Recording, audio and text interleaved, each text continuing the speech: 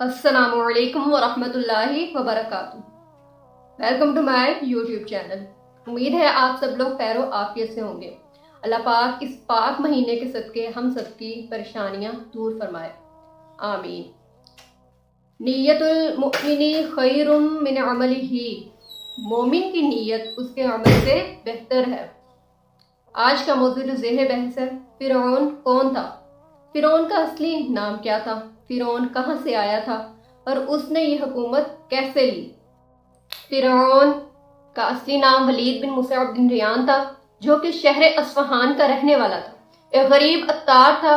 جب اس کے اوپر بہت زیادہ قرض ہو گیا اور اسے یہ بات سمجھ آ گئی کہ وہ یہ قرضہ واپس نہیں دے سکتا، یہاں تک کہ وہ مزید کھا بھی نہیں سکتا، فرعون بھاگ کر شام چلے گیا۔ لیکن وہاں پر جب اسے ذریعہ معاش نہ مل سکا تو اس نے سوچا کیوں نہ کسی اور طرف منہ کر جاؤں، لہٰذا وہ شام کی طرف سے مصر چلے گیا۔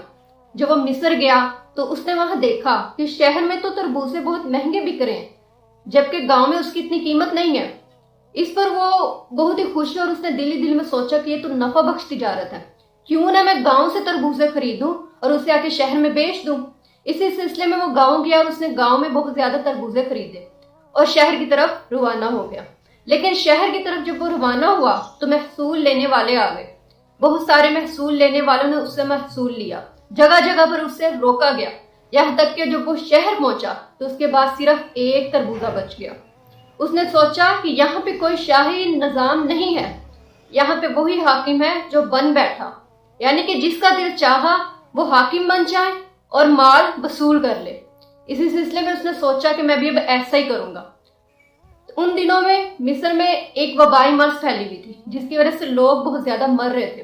وہ قبرستان میں بیٹھ گیا اور قبرستان میں بیٹھ کر اس نے آنے جانے والوں کو کہا، جو کہ وہاں پہ اپنے مردے دفنانے آتے تھے، کہ یہاں پہ مردہ دفنانے کے لیے 5 درہم دو اور اپنا مردہ دفنا لو۔ فرعون نے کہا میں شاہی افسر ہوں اور مردوں پر ٹیکس لگ چکا ہے۔ جب اس نے ایسا کہا تو لوگوں نے اسے درہم دینا سٹارٹ کر دیا اور اس کے بعد چند ہی دنوں میں اس نے کافی مال جمع کر لیا۔ مال کافی جمع کر لینے کے بعد وہ بہت خوش تھا۔ ایک دن ایک بڑے آدمی کو وہاں دفنانے کے لیے لایا گیا تو اس نے حسب معمول ان کے وارثوں سے بھی درہم مانگے، جس پر انہوں نے اس کو گرفتار کر لیا اور فرعون کے پاس بھیج دیا۔ فرعون جو کہ مصر شام کے بادشاہ کو کہتے ہیں، اس وجہ سے گرفتار کر کے اس کے پاس لے گئے۔ جب فرعون یعنی کہ مصر بادشاہ نے اس سے پوچھا کہ تم ایسا کیوں کرتے ہو، تمہیں کس نے وہاں مقرر کیا؟ اس نے کہا بادشاہ سلامت، یہ تو میں نے بہانہ بنایا ہے آپ تک رسائی کا۔ وہ حیران ہوا کہ یہ کیسے ہو سکتا ہے۔ اس نے کہا کہ آپ کا نظام بہت ہی خراب ہے، لہٰذا یہ نظام میرے حوالے کریں، میں اس نظام کو درست کروں گا۔ جب اس نے ایسے کہا تو فرعون یعنی مصر بادشاہ کو یہ بات پسند آئی اور اس نے اسے ایک معمولی سے عہدے پر فائز کر دیا۔ آہستہ آہستہ فرعون سب کو پسند آنے لگا، یعنی کہ وہ لوگوں کی خدمت کرتا تھا، بادشاہ کا دل بھی خوش کری رکھتا تھا۔